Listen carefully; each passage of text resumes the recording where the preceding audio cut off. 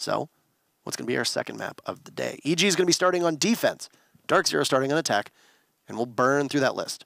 Both Clubhouse and Oregon are off of the board, so we'll be seeing a Coastline matchup.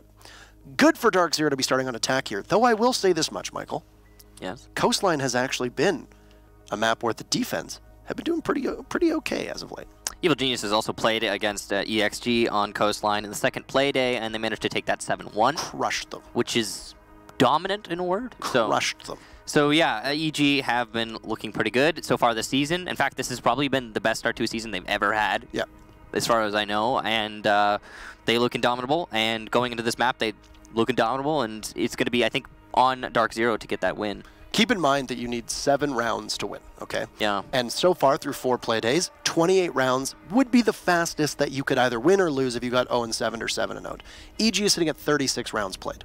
They have played 8 more rounds than they need to. That's it through 4 play days. That means that they're averaging a 7-2 scoreline every single game, which is astonishing to say the least. We have a community vote here, though. And given those stats, I would imagine that this is probably going to be quite lopsided. And it is. Not surprising at all. DarkZero also have been having a good season, but not as good as Evil Geniuses. DarkZero have been playing some of the most rounds in Pro League overall. On the other hand, EG, the opposite, some of the least. So, I mean, EG 7-3, 7-1, 7-3, 7-2, you know, and these are against good teams. So, yeah, not surprising they took that poll, and we'll see if EG can continue their streak. I'm glad you mentioned that about DarkZero playing some of the most rounds. I think they're tied with Space Station for the most rounds played or something along those lines this season so far. And both of these teams, both Space Station and DarkZero, have one thing in common. They played the ever-living heck out of the qualifiers. Now, DarkZero's run through the 6 invitational qualifiers came to a disappointing close for that team, failing to even make it to the semi-semifinals. They didn't even really make it to the quarterfinals. Of course, you saw that it was Orglis, Rise Nation, and Space Station as your final 3 teams. But that's just the qualifiers. And hopefully DarkZero is well rested because they will be going up against one of the best teams in the world through the 4 play days thus far. The very first ban will be EG, taking out a Montaigne here. DarkZero responds with a Jackal. It was Necrox who's been playing an awful lot of Jackals so far for Evil Geniuses. And despite the fact that teams keep banning Montaigne against DarkZero, it's the Blitz of Mint that ends up being most teams' undoings. If I'm not mistaken, Necrox has been one of the top performers for Evil Geniuses so far this season, so if the target ban is directed at him, that makes a whole lot of sense, especially on a map like Coastline, where there's so few places to hide as a defender, that if your Jackal's going to start detecting people, then I mean, you don't really often have a place you can move to. So that's a smart play as much as it is an odd ban from I mean, coming out into this match from DarkZero. So, Maestro and Echo both gone. That's not uncommon. Usually you see one of them at least. Both of them, not too crazy. The Montaigne also be taken out. Not too crazy. So across the board, making a whole lot of sense. DarkZero is going to bring the Blitz in lieu of the Montaigne. Also a sensible thing. But actually, ooh, it's a fake out. I like this from DarkZero. Keeping the shield in mind for Evil Geniuses, but not in play for DarkZero. They're going to bring the Dokkaebi instead. NVK carrying his team in yesterday's matchup. He's been promoted to the dock, so they'll be slapping the ACOG on him, and he'll be able to do some damage from that position. With Maestro being banned, we're going to see a bulletproof camera from NVK go on the bomb chassis in A, looking all the way towards the delivery / service signs of things. Or sorry, my apologies, bomb site B. Sometimes I get those confused. But as for the rest of the team, they've got tools at their disposal to be able to take care of the shields. They've got the toxic canisters from the smoke. They've got the C4 in hand on behalf of Geo, who still has not changed his name. And then you've got the goo mines as well from Young. This also happens to be a pretty good site to be able to lock down shield play, because typically you're going to push through one of 2 areas. The main doorway into the kitchen, or the service entrance, both of which are ripe to be laid out with tons of traps. Sen, Poppy, Geo. Is that a combination of Senpai and Poppy? I have since learned to not question the names that Geo uses. Geometrics was by far and away his best name, in my opinion. Well, I mean, yeah, I would agree with that one. But we know him as Geo. His name is Geo. He's going to have a camera out on that north balcony. It looks like it might have been shot out there, actually, by Pojo. Didn't quite catch it, but He's still trying to play aggressive on the North Valve. We've seen a lot of people do that. We were talking earlier in the previous match, actually, about that defense aggression being oh so necessary, especially on a map like Coastline, where you have so little to fall back on as defender. We're going to be seeing an awful lot of Hot and Cold be playing Buck on this map, which is pretty commonplace for DarkZero when it comes to Coastline. Imagine that Matthew Stevens, aka Hot and Cold, will likely be going upstairs at some point to try and rain down on the defense. From the look of the silhouettes, we can tell that there will be second floor presence from EG. We've got Necrox's typical Jaeger being played in the hands of Canadian, or at least somewhat typically Necrox over the last little while. They had him on Jaeger for a little bit here. NVK inside of the main lobby with all those doors barricaded, knows that he might be in a contest against that Buck, but first set of logic bombs will try to keep everybody in place. Playing just next to that wooden wall, you're going to see that first phone call be silenced by NVK, and a second drone from Hot and Cold will come out as this game of cat and mouse will continue.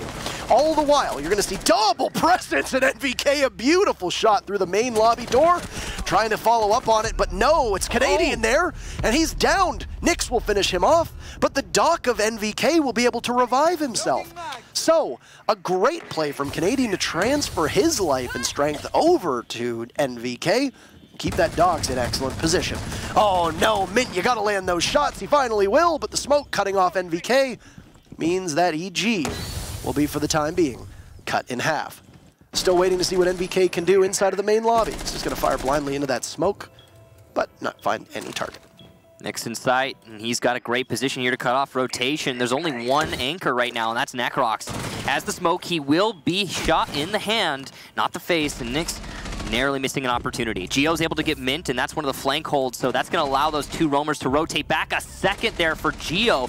Excellent gunplay from the Valkyrie. Nyx very much the same. As he's on low HP, he could win this, but it's going to be close. Challenging Necrox, he'll lose the fight. Evil Geniuses take round number 1, but it was a close and well-fought round from both teams.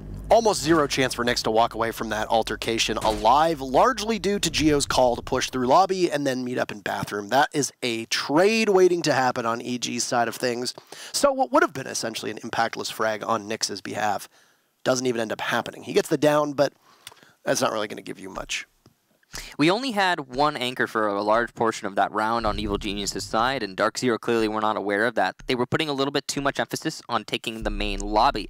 And the fact that they did not get NVK in the initial engagements or any of the following engagements were, in my opinion, it was the real crime there from DarkZero that they weren't able to get that NVK dock. Following that, Geo coming back from his roam, he actually swept up into security and then into the open area to get those last 2 kills on the flank watchers before pushing his way in to assist Necrox. Really, gotta say, great job to Geo on the flank, great job to NVK in the main lobby, and great job to Necrox being that linchpin, the anchor in sight, not faltering for a second, and coming up to the last moments of that round, able to finally get the last kill onto Nyx. A lot of you might have been wondering, by the way, why did Nyx not die, or why did Nyx not get that kill onto Necrox when he was holding the rotation?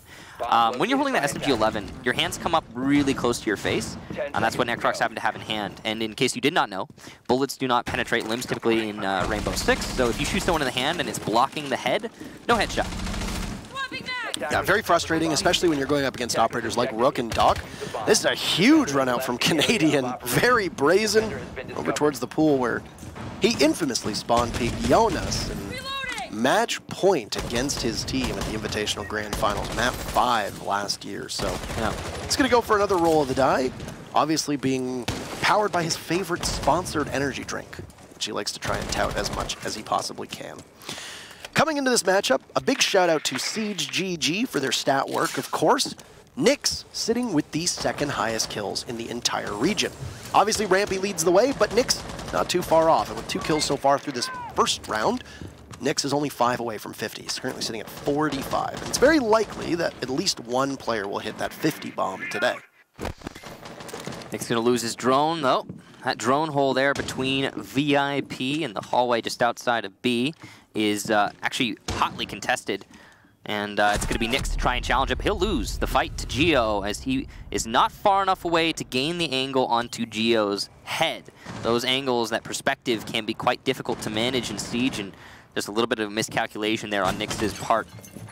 That puts DarkZero a man down, having used half the round so far to take control of the north and east side of this top floor on Coastline.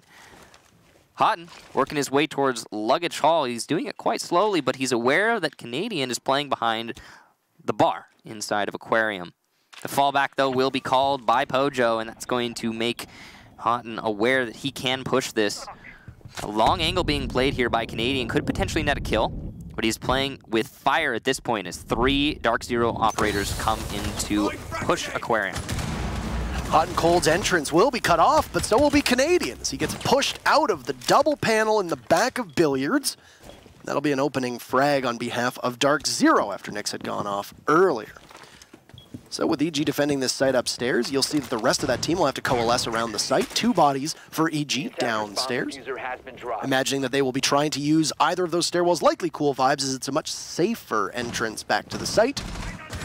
But NVK is going to go through the main lobby instead. And you've got Mint there possibly doing flank watch as the Zofia playing inside a 90, a spot that was for a period called Jaeger spot, as there'd usually be a Jaeger playing in that position. The smokes from Young, or from Necrox rather, will be incredibly helpful. You've also got the C4 from Young, not too far off. And you look to try to cut off DZ's entrance. So Houghton just storms the gates on top of the billiard table. That'll be his second kill. Mint is there to take out Young. NVK coming back to site will do so admirably, taking out Hot and Cold. For a second, it sounded like we would hear the telltale rip of the C4 from the Valkyrie, but he'll get shut down as Jarvis dodges around the corner and leaves NVK down in courtyard, languishing far offside. Diffuser goes down in favor of DarkZero, and oh, the flank watch of Mint. Say goodbye. NVK, very low HP, trying to come back. He's going to have to be looking at a lot of different avenues to get inside of this site. You still got Jarvis and Pojo man up for DarkZero, and NVK will begin his assault very slowly, looking in towards Hookah, but he turns his back to Pojo man, and it's a very easy cleanup for the Capitale, and an anticlimactic round for the fans of Evil Geniuses. That fan base is going to bleed blue on that one. DarkZero equalizes.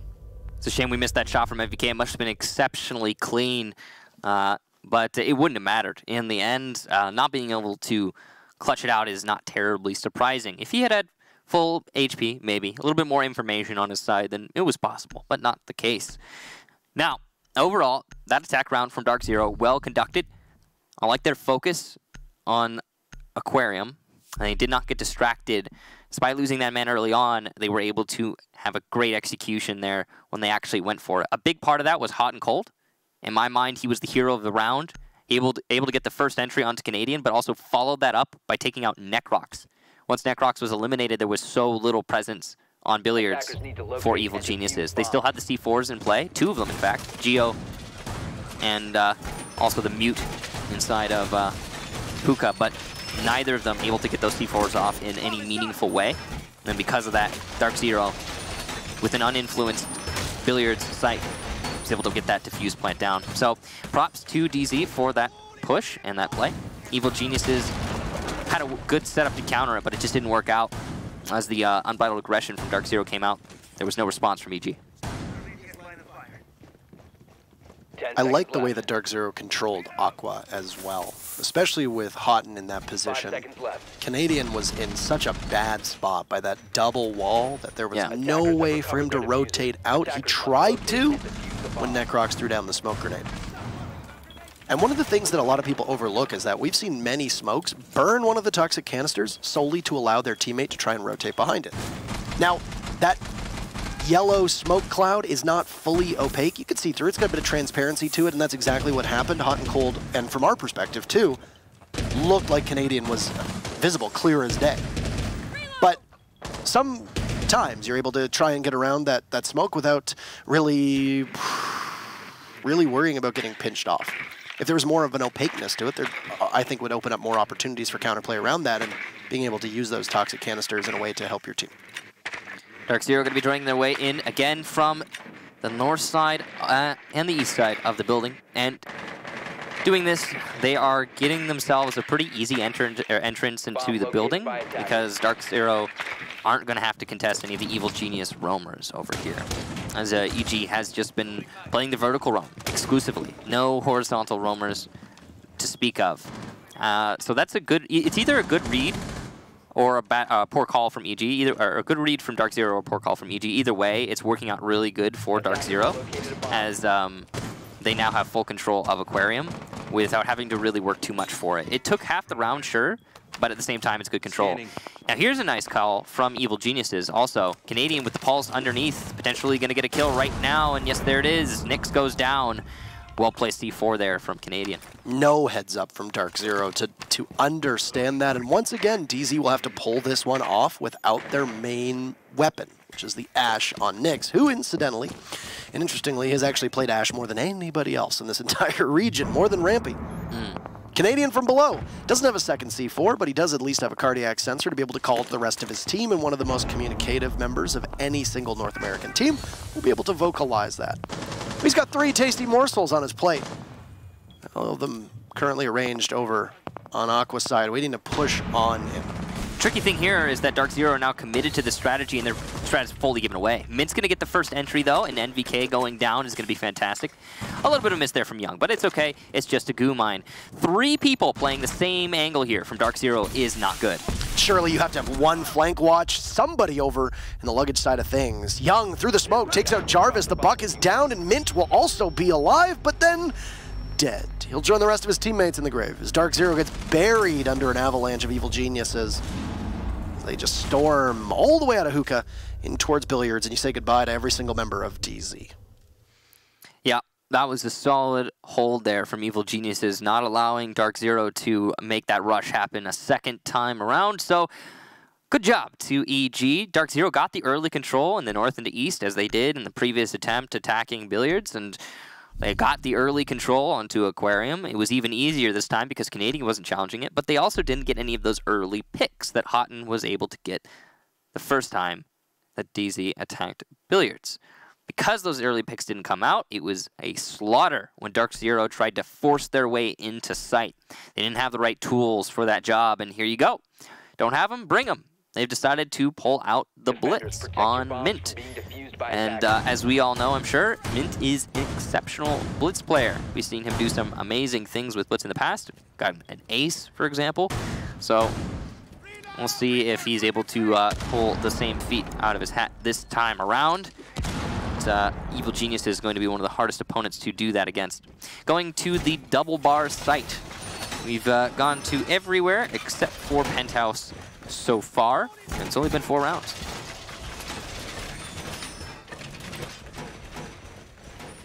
Seconds to insertion. These double bars downstairs tend to be one of the best ways for the defense to extend on a lead. It does hold the distinction of the one site that has the highest defensive win rate. Really hinges upon the operator bans. Mira does make this site a lot easier to defend, but there has been an astonishing lack of Mira so far, even though the fact that she is not banned. Yeah, I mean, it is quite interesting to see Mira not being played here, but I mean, it's not that crazy of an idea. We've talked about this before. There's a lot of teams that just don't do Mira anymore, and it's, yeah, it makes sense. She gets banned quite a lot. It's hard to make strats around her, and sometimes if you have the Mira window open, it completely destroys your whole strategy. So it forces all of your focus as a defender into one point, and that's the Mira window. And sometimes it can be more of a distraction than anything, to be honest. All right. That's a judgment call each team has to make. This is the same position that Hot and Cold has played in prior, which is downstairs in security. That's a bit of a waste of a drone from Pojo there. I don't think he was expecting to lose it. Mint is going to throw his own in now, but Geo scoots off. It's an interesting roam right now from Evil Geniuses. They've got a good control on top floor. I would imagine both the hatches are blown, right? You've got the hatch over, yeah. No, the hatch is actually soft behind Geo. He does have, if he has an impact, he's going to be able to open it up. This is very similar to what we've seen from Lestream, actually. Lestream does a setup very, very similar to this. But no, Geo actually ran a bulletproof camera, so very unlikely that he'll be able to drop through the hatch at some point, which will be a big advantage for DarkZero. Throw Mint on the Blitz and just have him basically storm right in, but a great crossfire is established as Young is there. Necrox takes down Mint. Nyx, unfortunately, disconnects, but we have a great defuse plant going down on behalf of DarkZero. They're second through 4 rounds. Hot and Cold waiting and watching to see if somebody's going to drop. There's a post plant on behalf of DZ. Pojo sitting inside. He'll get a Canadian as he tries to rotate back to site, but there's still 4 more bodies to go, and EG's going to be able to double up quite well. Hot and Cold is nowhere near this diffuser. Just waiting to see if there's going to be a disable happening. Oh, Hot and picks up 1. He's going to be able to find the second. He's spotted on the cam. Comes right in, but no, Young is there. Cuts him down. All the while, the diffuser being worked on by the Jaeger of NVK. And Evil Geniuses will walk away with a pretty great round. Unfortunate for DarkZero to have Nyx drop at the last second. Who knows how that could have turned out without it, but at least he's back in the matchup this time. So it looks like we will be having a rehost, as DarkZero are calling it right now. Don't know exactly what's going on their side right now, but it's fair. We'll go for that rehost. Now, Evil Geniuses had a really good defense there, and it was very similar to how they were defending the floor just above, holding on to the south push. Equally, DarkZero coming from the south, this time from the southern lobby instead of Aquarium. So definitely, I think static strategies coming out from DarkZero right this minute, and Evil Genius is predicting them fairly easily. Yeah. A big part of that is also that while DarkZero managed to get the diffuser down, they lost 2 players, 2 Evil Geniuses, and then 1 player to the server. That was Nyx. And this is another thing, just as an aside, Nyx has, I don't think, really influenced anything at all so far in this match. He's been dying early on pretty much every single round. This time it was to the server, so you can't exactly blame him for that. But there's something going on there, and it's something that DarkZero needs to correct, as he is specifically a tool designed for killing, playing on Ash. I want to say that Nyx and Coastline are such a volatile matchup. It's like water and oil, right? I think Nyx's debut either came on Border or Coastline. One of his first matches on Coastline, I think he was playing Echo, and he was peeking everything, and he was dying and getting cut down repeatedly. Didn't end up working out so well for him. And it's the same thing now. Nyx just plays this very aggressive, loose style on Coastline. He ends up getting pounced on. I don't know if it's simply a lack of droning on DarkZero's type of things. I don't know if it's just a lack of comfort with the actual map on Nyx's side of things, but there's obviously something in the water. Yeah, when it comes to Nyx and Coastline. I can't say it's droning. I mean, I think he's been droning himself in, which is weird. Yeah. Because DarkZero is really, I mean, they've always been good at droning each other in. So it's odd to see, but I remember one thing in particular was when he was entering in through VIP, and he droned himself into the Valkyrie. Then he challenged the Valkyrie and lost the fight. But he was droning himself that whole time. So right. I think there's definitely some adjustment that needs to be made on the DarkZero side of things when it comes to entry. That's been a problem for them so far. And the only time they actually won a round was due to Evil Geniuses honestly playing way too aggressively. Yeah. Canadian specifically by Billiards. Then Hotton getting a bit of a lucky kill on Necrox, who was exposed when Hotton decided to rush into Billiards. So that's the one round that DZ took. And other than that, it's been pretty much Evil Genius dominant so far in this match, which is something that is going to be, I think, really frustrating. It'll build up for DZ over time, especially considering, I mean, we expected this to be so much closer than it is, than it has been so far. Yeah, I absolutely agree on that. I was going to say, especially on Coastline. Yeah. Take a look at the fact that this is the defense winning 3 of 4 rounds, twice of which they have had to battle against the diffuser. Now, yeah, the diffuser was successful on the only round that we saw DarkZero win, which was upstairs in Hookah and Billiards. They try for something similar on the double bars, but then they kind of flubbed the post plant. Mm-hmm. Yeah, I do think that there's a big question mark on that round due to the unfortunate disconnect from Nyx, not Nyx. It's okay, it happens. It happens. It happens, Parker. That's going to be a clip for sure. Yeah. Oh, well. It was nice working with you, Parker. You deal with it. Mm-hmm. Mm-hmm. It happens. Anyway. Poor Nyx. Poor Nyx, really. Really, not even me in that case. That's a poor Nyx kind of moment. I'm so sorry, Nyx. I don't know what I've done to you. He didn't mean it. I didn't mean it. I did not mean it. Nyx has been playing amazing this season. We could talk about amazing how well this season. Terrible this game. Not this. Also, there was a second Nyx at one point, if you recall, for Accelerate Gaming. Doesn't play there anymore. That could have been a double oops. But every time you say his name now, I can't help but stop laugh. thinking about it. Get your mind out of the gutter. My mind. Okay, Parker. Nyx, I said this at the very start. We have a couple players that are within striking distance of hitting 50 kills. Yes. All right. Nyx is 7 off. He picked up 2 kills, I believe, was his scoreline before we ended up going to rehost. So he'd be sitting at 45 right now. I think he picked up 2 in the very first round. Okay. So round number 1, Nyx picked up 2 kills. Round 2, he's the opening death. Round 3, he's the opening death. Round 4, he DCs. Yeah. So there you go. So we head into round number 5, presumably with him still sitting at 2 kills. He's 5 off. I know what you're thinking. Stop it. Anyway. The way that he's been playing has been unfortunately putting his team at almost a perpetual 4v5 through 4 rounds. That's obviously a big issue. And keep in mind that the kills that came in round number 1, which was the round that he didn't die right off the bat, came when he was basically the last person alive in the middle of the kitchen. Yeah, it didn't mean anything. So I don't know if it's droning or not. I don't know if it's utility. I'm not entirely certain what it is. But something needs to be found with the way that Nyx plays this. The rest of the team is good. Mint and Jarvis are also very close to tying Nyx along with the most kills in that team. Yeah, and I think the big thing for me with Nyx is that it looks as though he is playing a role specifically designed to be apart from the rest of the team. Often when we see him playing, he is somewhere else entirely and is unable to actually influence anything because he's doing his own thing. And he hits a wall, and that wall is Evil Geniuses. We're going to get back into the match here as we have everything set up and ready for you guys. We'll be going back to Kitchen, the first site that we saw Evil Geniuses defend. They were successful the last time they went here.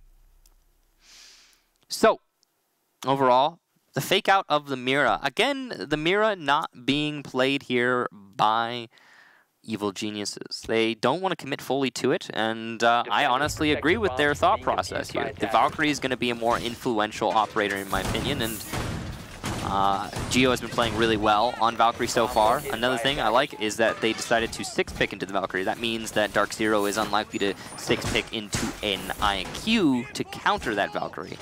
IQ not being played here from DarkZero is also still, despite that fact, surprising. Their lineup has been fairly static, all things considered. I think there's definitely an argument to be made at this point, considering how good or how well Geo has been playing Valkyrie. Even if you don't see the Valkyrie, in the reveal phase, to still bring an IQ instead of maybe an Ashe or a Twitch. I mean, it would be really nice because we've seen a lot of Evil Genius Valkyrie cams actually in positions that have not been noticed by DarkZero. There was one, for example, in the last round, there was one in the southern lobby. So all the while DarkZero is attacking onto double bar, their positions are exposed and they're being called out to all of Evil Geniuses. That's why DarkZero lost so many of those fights. So IQ could be good here. Coastline's a very strange map in the sense that the attacking lineup stays the same for all 6 rounds. There's almost very limited flexibility on the attack. A team will run with the same 5 composition. You'll usually be absent a hard breacher. You'll usually be absent a glass because he'll likely be banned most of the time. Strangely, not actually banned here on this match, which is very fun.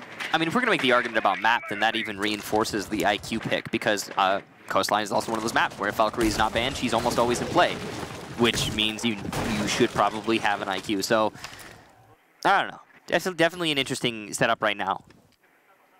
We'll see how it plays out, though. Still potential for a comeback here from DarkZero. They haven't lost the half yet. They could still draw it. Attackers have located a bomb. All right. So I want to see what we can accomplish or what can be accomplished from Hot and Cold because I haven't really been all that impressed with his utility play. He's been fragging out quite well, but yeah, I'm so used to him just sitting up there, tearing up the floor and all of that, and it's not really been the case. Pojo gets the opening frag, and Nyx is there. There you go. Get on the board, Nyx. Get your kill. Takes out NVK and sits down the dock. Excellent shot there from Nyx, and he's getting ever closer to that 50 kills total in the season, so well done to him. Canadian, though, on a deep roam upstairs, and he still has that vertical control, which means DarkZero is not going to be able to utilize much of their utility. An unreinforced wall is going to make Young's life oh so very difficult, and he will be forced to rotate, which will really block out the control here for Evil Geniuses. They're in a tricky spot now. Canadian trying to bring his team back into things by getting some aggressive kills, but he's not able to find any. Trying to hold off now with utility still in hand of Evil Geniuses. Necrox rotates all the way out, actually, to Courtyard. Looking to see if he can find somebody there, but there's nobody all the way down in blue bars for him to connect with. He only has 1 toxic canister left. All the while, Mint inside, doing great work to get that plant down. Young almost getting cut off inside a bathroom as he tries to wrestle with DarkZero. It appears that the plant has been abandoned for the time being. A smart call from DZ. Opening up that briefcase for a second time to get the diffuser down will be Mint, as Hot and Cold loses most of his HP. Young attempting to return to site. There you go, Nyx. A second kill, get on the board. Hot and Cold takes one down as Canadian trades off Jarvis. And well, all poor Necrox. Looking through a rotate hole into blue all the way over towards Sunrise. We'll need to rotate in back towards the site. A frag grenade goes sailing over top, but his position not given away. So quiet, he'll feast upon Hot and Cold as there's not much life left in the buck to begin with. A drone of Mint will give away Necrox's position, and, well, Necrox just wanders right on in. There's Nyx with a 3-piece. Excellent work. He's going to come back. He's going to come back with a fury. DarkZero will grab their second round, and a man whose name has somewhat eluded me, at least in the last 5 minutes. Excellent job from Nyx. So how close is he to 50 kills in the season, Parker? Where are we at right now? He'd be at 5 kills. He'd be at 48, if my numbers are correct. So if Parker's numbers are correct, and I think they are, sounds about right, then just 2 more kills, and he'll take that 50. And I believe he would be the first in North America to accomplish that? Nobody's at 50 in North America. Rampy is very close. He's 4 away. Okay. So not that kills matter. Kills are not the only thing, but most of the people here that are topping the charts, those are your entry fraggers. Right. These are the people that you're expecting to get kills. And because Nyx has the highest play rate in Ashe, or as Ashe in NA, so I think that's really something that he should be getting. And he managed in that round, and it was a big part of why DarkZero was able to take the round. Massive props to you, Nyx, accomplishing that. Now, going back to billiards, we've been here 3 times now. Seems to be one of the more beloved sites here from Evil Geniuses. They won it the last time we were here, lost it the time prior, but that was due to some unlucky mistakes being made by EG and some great plays by DarkZero. It's definitely a full lockout on the second attempt for Evil Geniuses, and it will be the last defense for EG on this map, as we are about to transition into the second half. Hammer in position. Again, the Valkyrie in play. Again, some great Valkyrie cams. Potentially, again, some excellent info on EG's side. And no IQ. All right, another spawn peek here from Canadian. He might actually get one. Oh, he's a second too early. We saw the double silhouettes from DarkZero. Oh. That would have been Nyx as well. But it had possibly been silenced from the ACOG of the Rook. Canadian as he will head back in. Canadian's actually played quite a number of operators so far. Vigil, Pulse, Jaeger, and now the Rook. Yeah, he's got a diverse lineup, that's for sure. Good flexibility that can be afforded on that team. Yeah. Mint back onto that shield, and he wasn't able to do anything the last time he brought the shield, as he walked into a crossfire and unfortunately got gunned down pretty easily. He's definitely a great blitz player, and he's not really been given many opportunities yet this match. Hot and Cold downstairs potentially could use that skeleton key to really disrupt this defense, but he needs somebody to hold for him, and you could see all those drones working on the DZ side to gather information and say, hey, yeah, Houghton, you can start working, and he's going to start with a nade. Bad timing there. Unfortunately, not going to get anything with that grenade. I think there was Necrox, too, who actually just escaped the blast of that frag grenade, so would have been a very good opening pick, and not necessarily a perfectly thought-out target, but still would have paid dividends for DarkZero. As this is what I was expecting out of Hot and Cold. Patrol underneath, take away the ability for the defenders to sit, and just wait for your push. It's NBK on Cool Vibe stairs, though. Possibly in a tango with Nyx, not too far off. Nyx droning himself in, as you'd mentioned earlier. Seems to be the deliberate choice for the Ashe, if we could say that as well. Yeah. Also, whether they knew there was a shield or not, it's very apparent, as you can hear the telltale clanging of the shield as Mint tries to advance onto the stairs. Canadian eliminating Hot and Cold, using those sight lines that were opened up by the Buck, as they do end up being a two-way street.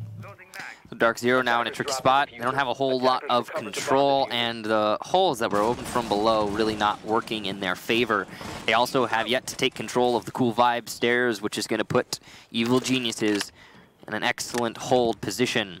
Nyx using his Ash Charge to clear out the barbed wire, not aware that there's somebody playing in that northwest corner. He will find an angle, though, onto the Rook of Canadian and take him down. Young trying to refrag will give away his position, and now it being known, DarkZero will put pressure onto the Young player deep inside of Hookah.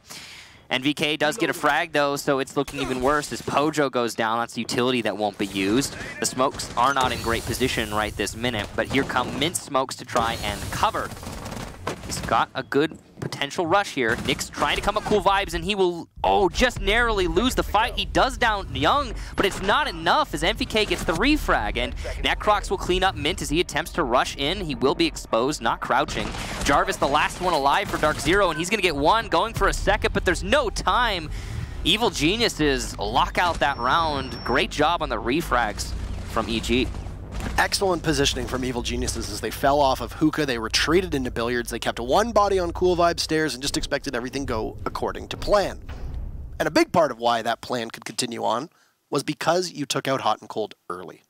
You took out the Buck, all of the sightlines that had been opened up underneath the feet of the defenders. Well, that's it. You know where they are. You can play around it. You don't have to worry about a surprise grenade getting tossed through. You don't have to worry about more of the land upon which you sit being taken from you. You know that at that point, you're sitting pretty, so to speak. And EG could play around that. They fell back into Billiards. They had a lot of sight lines, both the double doors inside of Pink, the rotate hole into Hookah. You had one body, two bodies technically playing over by Cool Vibes. You had the Legion that was playing in the back of Hookah. And then you had the Jaeger playing at the top as well. Ultimately, almost picture-perfect coverage, even after they lost the Rook of Canadian. And EG responding to the aggression from DZ's push into Hookah. So now that we switch sides, Michael, it's going to be a kitchen defense to start things off here for DarkZero, with the game being quite in hand for EG, at least for the time being. It seemed like momentum had partially started to shift after Nyx got back into the lobby after the rehost. But, alas, for DZ fans, you got one round in a row. Yeah, Evil Geniuses look very strong there on the first half, and going into the second, they've brought a very versatile lineup, though light on soft destruction. They have brought the Ash, so you do have that, but you've got, apart from that, the anti-electronics in the Twitch, you've got the disruption in the Capital, you've got more anti-electronic in the IQ. This is what we wanted to see, or at least what I wanted to see from DarkZero when they were on their attacking half. Able to get those Valkyrie cams is going to be huge for Evil Geniuses. And you've got Young on the Habana, so a little bit of hard destruction. It's not essential that you bring hard destruction on Coastline, but having it can really help. It's going to put EG, I think, at a good situation in terms of their utility. Already an Xcaros being used there. I'm not sure where exactly, but it will detonate, looks like, by Kitchen. This is the first time that we've seen some hard destruction on behalf of maybe Castle Barricade. Any team, really, on Coastline. Yeah. Really rare to see a Thermite or a Hibana get brought, and typically you're going to see a Hibana, if anything. Yeah, on this map. Yeah, absolutely. A Thermite really doesn't see a lot of application. Really, the only time you'll see him is maybe on a penthouse attack if you know that that's where they're going, maybe on a kitchen attack to take out the bathroom wall. But that's really the only two times that you'll see an exothermic charge get any use here. And on top of that, I mean, nobody goes penthouse anymore. We haven't seen it yet so far. It's the only site that's left unplayed. So, yeah, considering how rarely it is played, it's not surprising Thermite doesn't get picked up here very often. Previous EU play day, when we saw Coastline in Chaos versus Penta, there was no penthouse play there either. If you go back to SSG versus DZ, or my apologies, still looking back farther onto the last Coastline here. Some action going down as Jarvis looking his way through a very tight angle onto Guitar. Will land some shots, but Canadian able to take out his teammate of Houghton. So there goes the Valkyrie. Jarvis really does need to get a refrag before he falls off this. While DarkZero has managed to delay quite a lot, it really will be all for naught. Jarvis being able to get back over towards this reinforcement that has been opened up by those Xcaros inside of VIP. You've got Geo there with Young not too far off, but it does appear that Jarvis will be able to retreat enough and not get caught. Thankfully, as a Doc, he's able to heal himself back to life. A reset for Canadian as well from Young. So you'll get two members of either team fighting fit, so to speak. We are in the last half of this round number 7 with EG holding a 4-2 lead in the very first defense for DarkZero, in which the defense have actually looked pretty good overall. With one member down on DarkZero, they will trail in body count, and EG begins their assault over on towards the kitchen. And it does appear to be a service entry push, which is exactly what you'd anticipate. EG's plant being enabled by Canadian above as the Ash just looks down through the floor that has been opened up inside a master bedroom. Another smoke from Necrox will go out, and then a second smoke will go out, and this time a canister onto Young, who appears to be as good as dead. Pojo, Jarvis, and Nyx getting one, and there you go, 50 kills on the board for Nyx, picks up 2, and Pojo there with 2 of his own, as DarkZero answers back They will close that gap just ever so slightly. And congratulations. First to 50 frags in North America is going to be your boy Nyx. He's been having a good season so far. He's been a good addition to this roster since he came on previous season. So it's awesome to see him have that feat. Major props. Now, that last round, while DarkZero did lose one player upstairs, they narrowly allowed for the Doc to rotate back, and I think most important, there were 2 minutes wasted on that top floor clear from Evil Geniuses. So it was a lot of time wasted, and there was plenty of utility for DarkZero when the actual site push came out. Those gas canisters, those goo mines were able to not only slow down and disrupt Evil Genius's attack, but also even kill Young flat out. As he enters into the building, he died to a combination of goos and gas canisters. So that is really painful to watch happen, and it comes down to great utility management from DarkZero and good, poor time management from Evil Geniuses. That's why that happened. Now, Double Bar is the next site here for DarkZero, and they're getting pretty close. It feels as though they have the capacity to bring this gap all the way back. All things considered, I mean, in the last round, they looked exceptionally strong, managing to lock out, I think, in pretty dominant fashion for DarkZero. Yeah, overall, attacking service is very difficult, especially when you have to try to maintain that presence above. And Ashe is obviously a very formidable operator to have up there, but we've seen Zophia's go up there with the breaching charges to be able to open up 3 different parts of the floor. We've seen Bucks be able to go up there as well. Obviously, a Buck is foregone by, or is being foregoed, rather, or they will forego it. Words are hard sometimes. Words are hard. Words are hard. The turtleneck might be cutting off blood flow to my brain. You know what also might be missing, or who also might be missing his brain? Canadian. As Nyx, or actually it was Jarvis, I believe, who got that headshot. Former teammates, and I believe there's been some action on that doorway with Jarvis in the past, Michael, if it comes to memory here. So Canadian giving some credit, the tip of the hat to Jarvis, former teammates. Young's going to be pushing his way into the south lobby, and that's going to be the attack strategy for Evil Geniuses as they set up on the A site.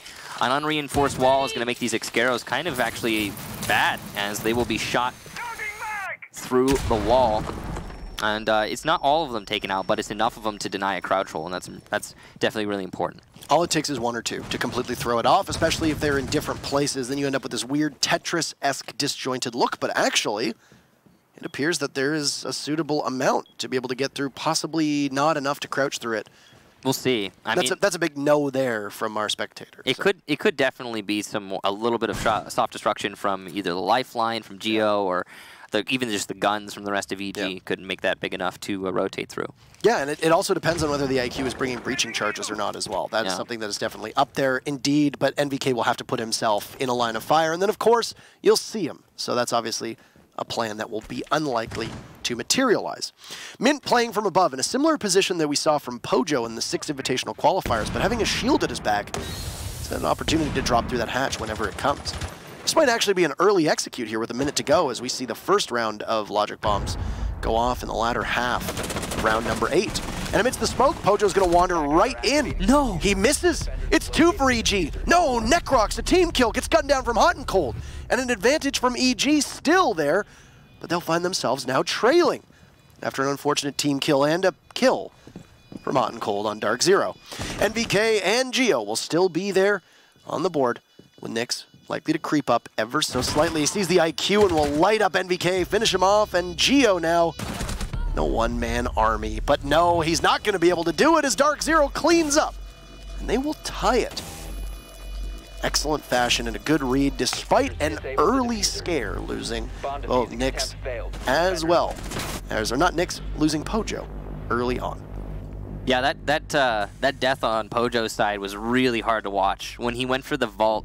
So in case you did not know, if you haven't played Rainbow Six, when you vault, you cannot pivot fully. You're restricted in your mouse movement. So Pojo saw the planter mid-vault because he was vaulting out of smoke. As you know, smoke will obstruct your screen pretty heavily if you're standing in it.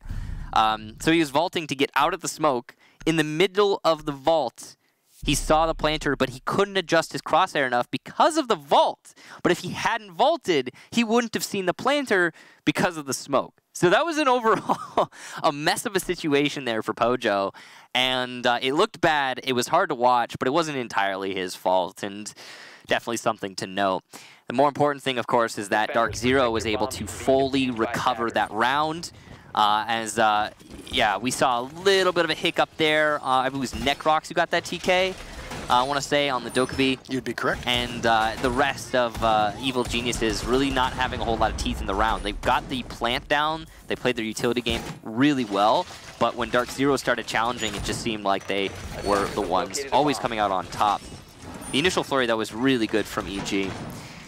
Just the post plant that really didn't work out. Now, going up to Billiards here for DarkZero, they have been 100% successful so far on Coastline defense, as much as they struggle on the attack. So this is a little bit of, I think this is shades of the first half now being repeated here, but for the opposite team, and that's going to make for a very close match. Yeah. Look at DarkZero's lineup here. The way that they tend to play Ela is not that strange when you put it in the broader context of how everybody plays her, but typically what you'll have is they will revolve around strong Ela play in a very specific area, and it will be a key choke point that they know that their opponents need to take. I would imagine we're going to see something similar here from Nyx, because Ela's not the... She's not the killing machine that she used to be. She's not the Polish super soldier that, you know, used to be able to run all over the map with impact grenades, a great gun, a laser beam of, you know... She's not an essential operator anymore. She's not, absolutely. It's also a bit of Xkaros being shut out yet again. They've got Canadian on Hibana. How many operators has Troy played so far today? I think it was Young earlier on Hibana. And this rotation for Canadian, I mean, he is... You know, it's funny because in the past you would say Canadian's one of the less versatile players on Evil Geniuses. He tended to play a lot of the more static roles, but now it seems that there's been a little bit of a mental shift there for EG because Canadian has been playing everything. Yeah. And I'm guessing it's something along the lines of, I don't want to play this anymore, and Troy's just like, yeah, all right, I'll pick it up. Give it to me. Well, it's 2 operators on attack so far from 4 that I can recall on defense, and Buck has also become a signature operator for him as of late, especially after BC moving to a coaching role with DarkZero has been taken off. And this is, of course, a great map for Buck all across the board. But 90 seconds in here, very first kill is going to come to Hot and Cold. Say goodbye to the Twitch, a great weapon that will be silenced. Young is there to at least trade one off, so both members of EG and DZ will lose one apiece. And with Pojo, you're going to lose the only C4 on the board as well.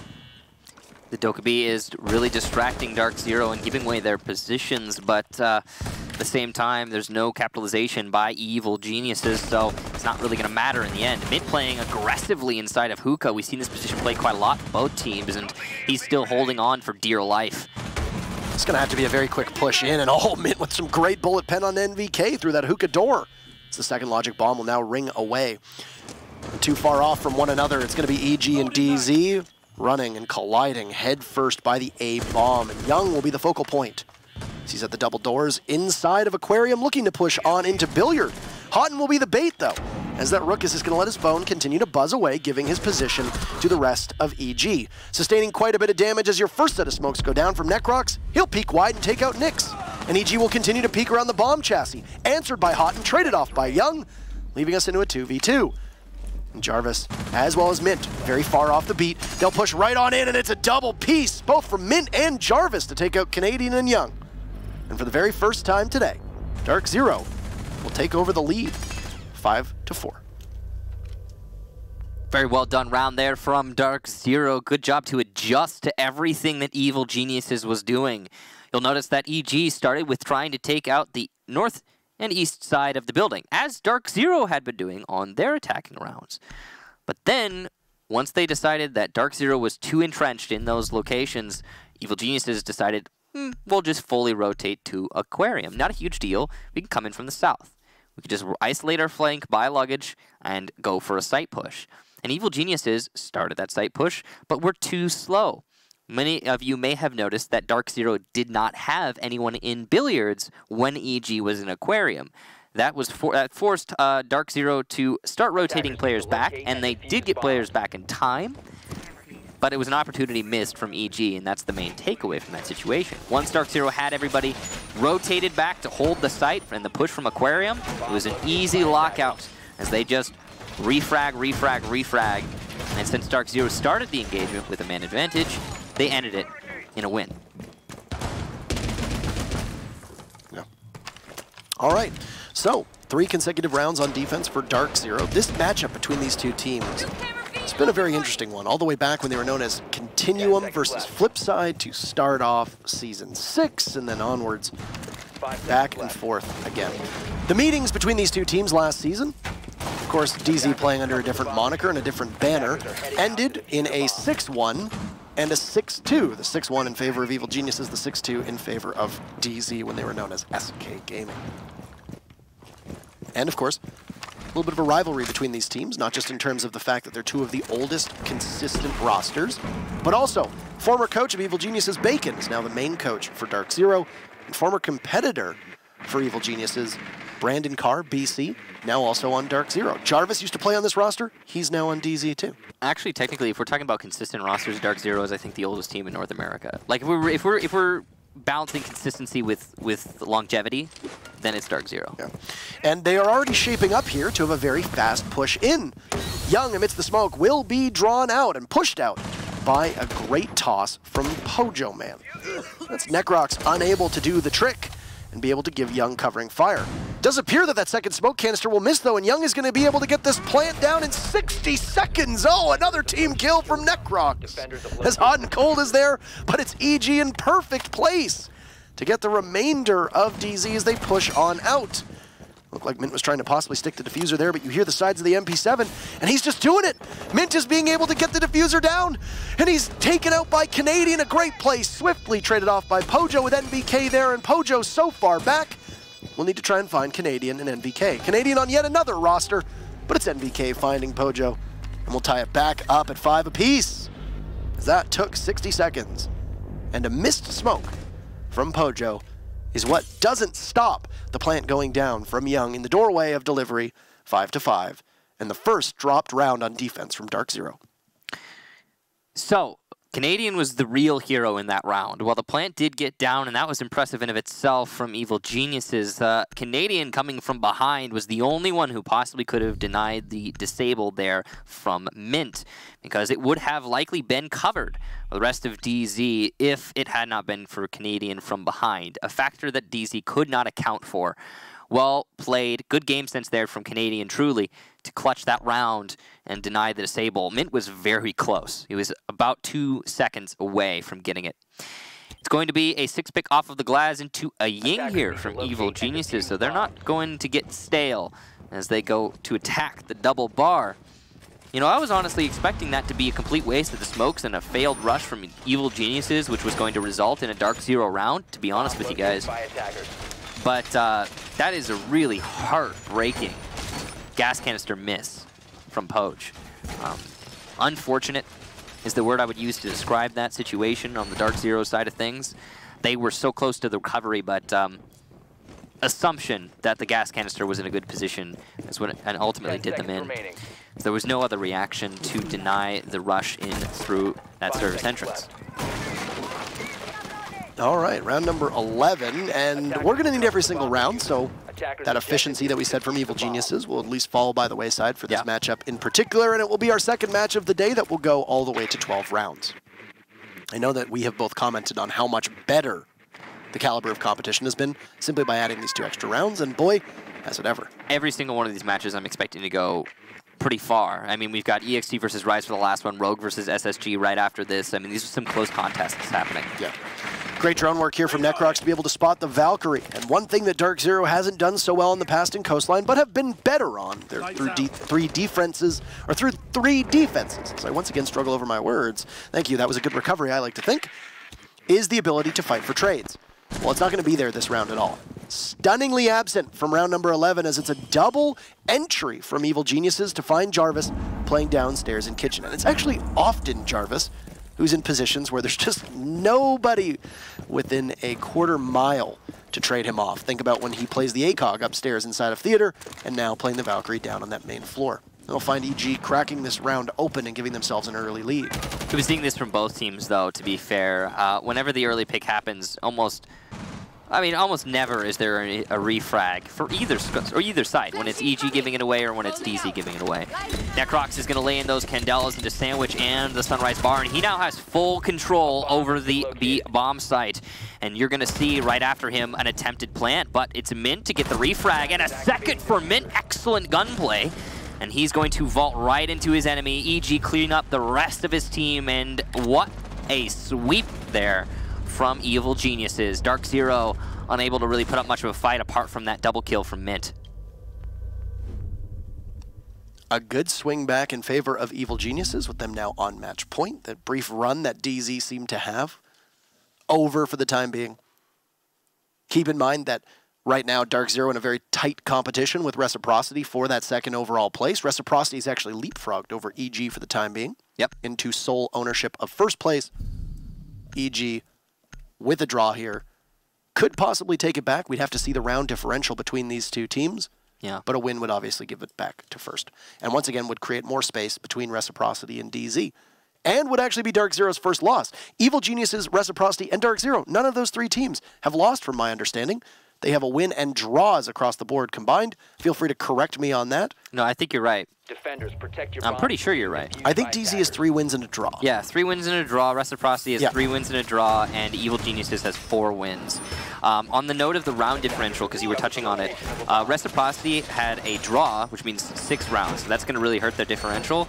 And on the other hand, Evil Geniuses have not had a draw, but at the same time, if this is a draw, they will have, I believe, the same or very similar round differential. No, Reciprocity should have 1 up on the round differential front if this draws out, because they have a 7-2, a 7-1, and a 7-3. EG have 2 7-3s and a 7-2. No, and a 7-1. Well, whatever. Got it. So it'll be close. The point being made is that it's going to be very close between these two teams. Reciprocity, obviously, and EG leaving rounds on the table in these two matchups, especially against one another. You want to be as efficient as possible, and efficiency will be the name of the game here, especially in this very final round.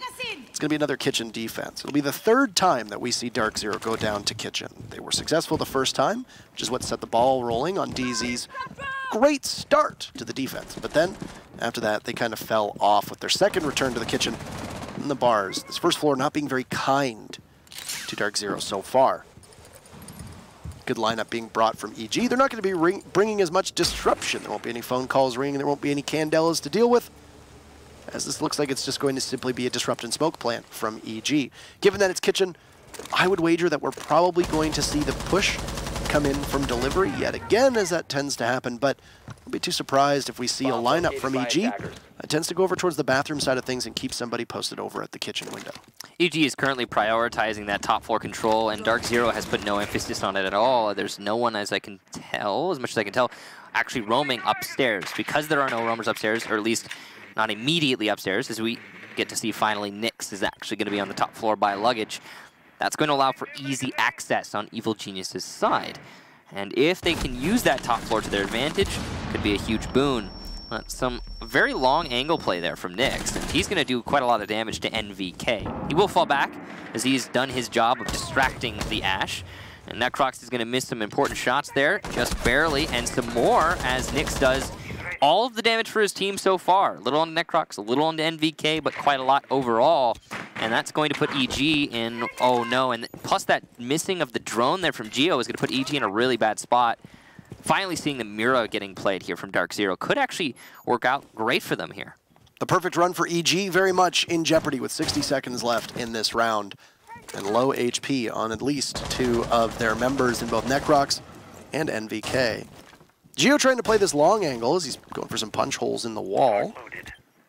All things considered, Evil Geniuses are going to have to get some good picks here to make anything happen. Canadian will get 2 in response to Nyx's 1, though, and that's an excellent kill double for Canadian. And a 3rd for Canadian as he opens up the floor. It's now just Houghton in a 1 versus 3, and Young is going for the plant. Very easy here, as Houghton just needs to walk on in. He'll catch 1 as Poppy Geo tries to move out of the way, but the diffuser goes down, and Young will be in a very good position, hugging the corner. Oh, but Hot and Cold will persevere. Canadian is from above. He's going to try to blow open a hole in the floor. Sledging away. There he goes. Exposed. He sees it. Canadian, get your kill. There you go. A 4K from the captain of the team. And this will be the first loss for DarkZero and the first 5-0 that we have here for any team on the standings, and a perfect run from EG. We'll continue onwards.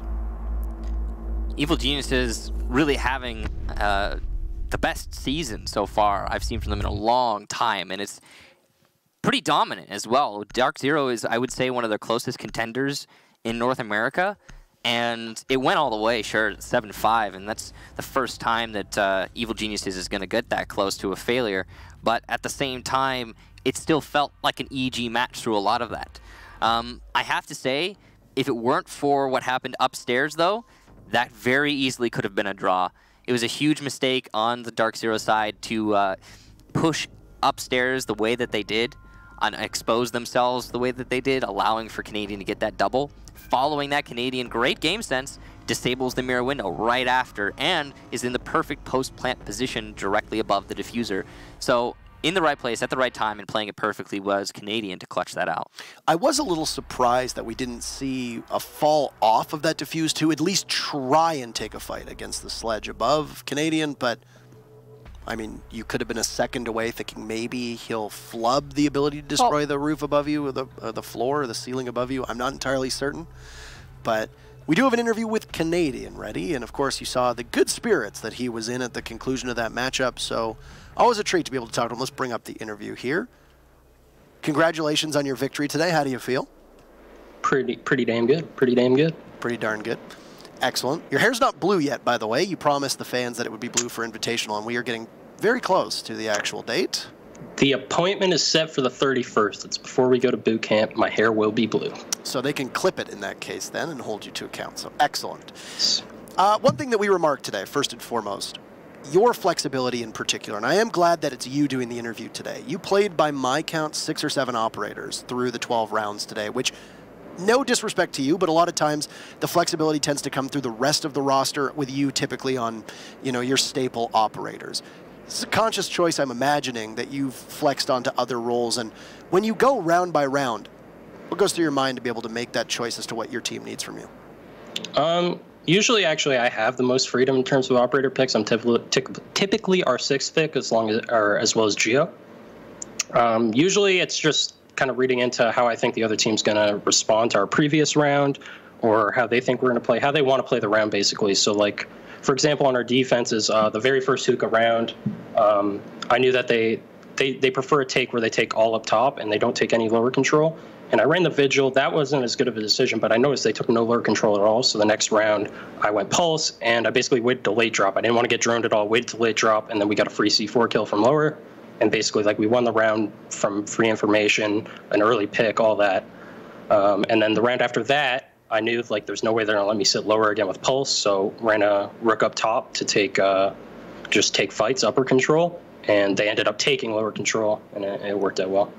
Now, with a map like Coastline, it has traditionally been one of the friendliest maps to attackers, but over the last couple play days, we've actually seen that shift. Now, every single map is trending towards more of a defender-sided affair, and as somebody who has an extraordinary amount of game knowledge and somebody who is actually on record saying that Coastline, quote-unquote, sucks to defend, why do you think Coastline is tending to be more defender-favored, especially over the last couple play days? Is it the ban from Lion? Is it the way that the operator bans have been falling? What's your take on it? I mean, Lion was huge on that map because, like, it cuts down rotations even further. So that was a big thing. But I think mostly just there's more footage of teams on the map. You can kind of read into what type of takes teams do more often. And Coastline's kind of a map where you kind of all in on one side. So, like, when you're defending Kitchen, for example, like, you either all in your resources up top for theater side, or you all in your resources towards, like, Orange Bar. It's kind of hard to do a 50-50 and have a balance with that. So if you can kind of read into how the other team takes, you can kind of skew things in your favor, but also it can work against you if the other team rotates or does something different. Right, and you pointed it out very well, and we actually talked about it on the broadcast, was a lot of times Hot and Cold would be dispatched on his own to just simply buck above or buck below, and then once you take care of him, there's no other presence on the rest of that floor, which is something you said you read into as well. Last question is going to actually be in relation to your match yesterday, and something that's happened a couple times so far this season. which is Gio's inability to step in sometimes due to, you know, his illness or his internet going out. But you have a pro league caliber coach who can just come in at the last second and be able to play well. What changes as a team do you make when you know you have to sub in Gotcha? Is it just full steam ahead, or are there small modifications you make with Gotcha coming in to replace Gio on the off chance that Gio can't play that day? I think we tend to focus a lot more on the strategy and less with like our fluctuation in terms of like making plays, or like when Gio and I, or well, we're all in the match, Gio and I tend to kind of try to be unpredictable and rotate to different positions, kind of go off our typical strat, and we're not too rigid. Whereas we play more rigid with Gotcha. We kind of fit him in directly to whatever the specific role is that he needs to fit, and we kind of just focus on that. But it definitely helps having Gotcha. I mean, he has an incredible understanding of the game. He works incredibly hard. So we're really lucky to have him on board. And it's nice to see, as you mentioned, your flexibility and how you often will be the sixth pick on your team, that you also have a coach who can step in a pinch. It's been a story for all of Rainbow Six that coaches find a way. So with that said, anything to your fans, sponsors, viewers, org, etc. as we end the interview? Just thank you for supporting us, and hope we can keep this up heading into the invitation. I can't speak. It's something going on right now. I can't speak either, don't worry. So, but congratulations again, and good luck in the next match. Thank you. Thanks.